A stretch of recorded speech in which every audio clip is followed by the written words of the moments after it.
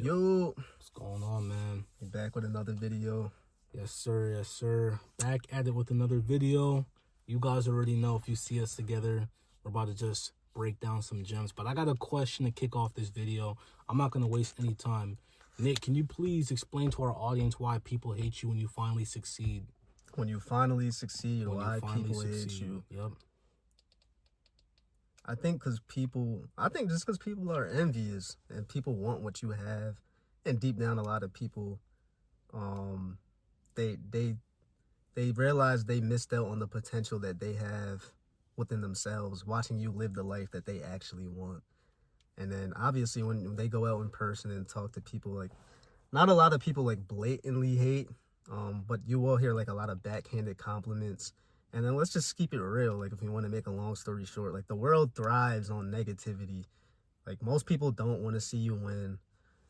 News lines do not sell if it's positive. You forget they mention it on Monday, it's gone by Tuesday. But if you look at channels like The Shade Room or Spiritual World or the other dude, LA Boy, whatever his name is, all these big super mass, basically media companies at this point, they all thrive off the downfall of people. When they report the downfall, somebody got divorced, somebody went bankrupt, somebody died, somebody's beefing with another rapper, athlete, YouTuber, businessman. That's when all the likes and clicks get involved, because deep down, a lot of people like to see others get stripped off the mountain, if that makes any sense, while they get to sit in their comfort zone, knowing they never became great at what they did or ever bet on themselves to take the risk to try and become great. But they're watching the people who did live their life to the fullest get tore down, I would say.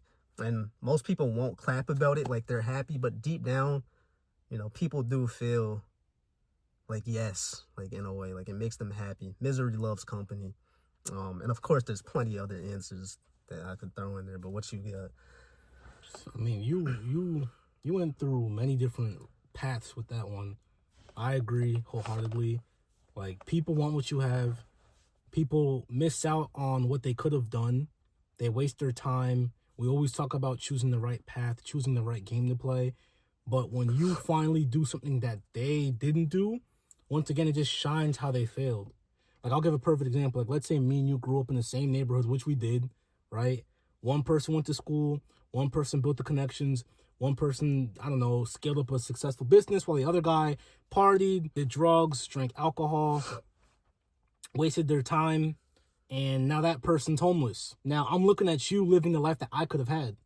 Right. And because of that, it's like, I hate you. You have two ways to look at it. You could sit there and ask them how. You can sit there and learn from them and say, hey, I gotta change how I do certain things. Or you could take the easy way out and just say, F you, screw you. Or clap when you go down. Or clap when they claim that you were a fraud. You see, I knew it. He was a fraud. Yeah. There's no way that he did that. And then it's like, oh yeah, I went to school with him. He was always kind of a fraud. Yep. It's like, now the real, I guess, true colors show. Oh, where yeah. It's like, okay, you guys should have mentioned this about me like years ago, or whenever you didn't have a problem with me. Now that you see me getting torn down, everybody wants to throw their think pieces in, and he was this, he was that, but it's only because I'm on my last legs right now. And another thing is that we always talk about is, like, people don't like to see people change who they didn't view better than them. Yeah. I'm not saying to go out there and think about what other people think of you, because I do think that will slow you down. So, like, compete with yourself, get better every day to, like, improve your life, because you're the only person who's born by yourself when you come out the womb, and you're going to die alone. Like, when you go in that grave below the floor, like, no one's coming along with you. Like, you basically are born alone and you die alone, pretty much. So forget everybody else's opinion, because it really doesn't matter when it comes to your life. But bro, people are competing with you. Like, there are people who view you as beneath them. Like, that's just what it is. And you don't have to entertain it, is what I'm trying to say. Don't, mentally blind yourself. Just focus on you. But when that person that looks at you as beneath them sees you rise to the occasion and actually become somebody, or do something great, build a company, athlete, whatever it is, like, it hurts their soul. It burns their chest. Yeah. It burns their chest. It Like, kills why them and not me? Yeah. That's what people ask. Like, why him but not me? Once again, if you succeed and someone else stays where they were at, or they fail, it just highlights their inadequacies on their own vision. Right. Okay? Like, a lot of people they just want the results. They want the shortcut. We made a video about seeking for shortcuts without actually doing what's required. People just want the results without doing what it takes. Everyone has goals, but without a timeline, without actual execution, it's just a dream at that point. When you actually do what you're supposed to do, and then you rise to the ranks, they look at you and then they just like, they're infuriated. And that's also a good sign, knowing that they probably believe that you were beneath them. Yeah. That's a great sign. Like, if they're not clapping for you, now granted, I'm here to let you know that most people will not clap for you. Yeah. Okay? Like, when you rise up the ranks, most people will not like you. Everyone already has an idea of rich people and successful people. They're all devils. They're all evil. Like, they're just trying to compare other people's lives with their misery. Yeah. So because they're miserable, they just always want to point their finger and then blame. Right. So with that being said, it's like, keep that in the back of your mind, knowing that, hey, when you rise with the ranks, people are just not going to like me, and it is what it is. You got to have thick skin in this game. Comes with You it. got to not really care about what people think. I already know, like, as I grow and get better, and I've seen this within my own lives, people envied me. For what? All I've tried to do was help those around me by sharing free game, by trying to put people on. But it went through one ear, out the other, and I've been ridiculed and shunned. I've been disliked. People looked at me like I'm holier than thou. Me? Come on, bro. Everybody knows me in real life, knows that, like, I'm a very genuine person. I'm real, you know? Of course, you could just sit on camera, but it's like, Yeah. if you know me, you know me. Yeah. But at the end of the day, it's like, every time I've tried to improve my life and I'm just slowly growing, I just see less people, like, actually, like, celebrating with me. I'm not here to get their cosigns. I'm not here to get their comforts.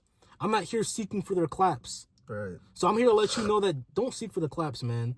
Once again, I always say the same thing in every video. When you find that core group of people, man, your day one, a good mentor, a good business partner, family members and friends who understand it, they will understand. They will clap and cheer for you. But most of your friends, most of your families, your girlfriend, your boyfriend, they're not going to be happy. They're not going to be happy, man. As you get better in life, they will hate you. They will resent you. Once again, why him or her and not me? I'm here struggling on rent. I'm here having terrible relationships. I can't land a job, but this person has bought an AMG. But this person just proposed to his wife in France. You know what I mean? And it's like, and a lot of the times it's because people are like, have a missing void within themselves where, like, a lot of it is for validation. Like, a lot of people resent the validation that you get from other people in the world that they don't.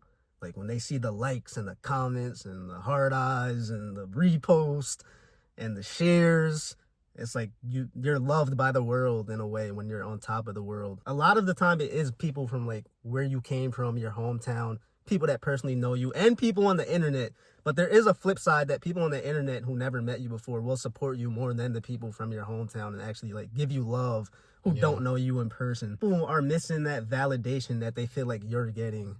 A lot of it comes from, like, sports, only because I played sports. That's just my example. Like, you might be a kid who plays basketball, but there's another guy who has, like, a mixtape where he's, like, ranked in the country. So everyone's reposting him. His Instagram is lit. He got all the girls. And then there's another guy who's kind of like, you know, he's upset or hating about it, basically, for an example. And it can be like that in any industry. That's just what I use as an example. But, yeah, people hate to see the validation you get. The world loves you because you're providing some sort of value into the world, which is why you got where you got. But the people don't feel love themselves. Like, we could be here all freaking day now that I think of it, because you hit like 4 points I wanted to touch on. There's so many reasons for it. But to go back on what he said, I'll end off my piece here, is like he said, a good friend, a mentor, business partner, couple day one homies. If you got a good partner, cool. Like, you don't need that many people. Like, that's all you need. Don't try and overcomplicate things and, you know, flood your circle with unnecessary people to boost your ego. And just, you only need a select few people and a strong core group, like he just said, in your life.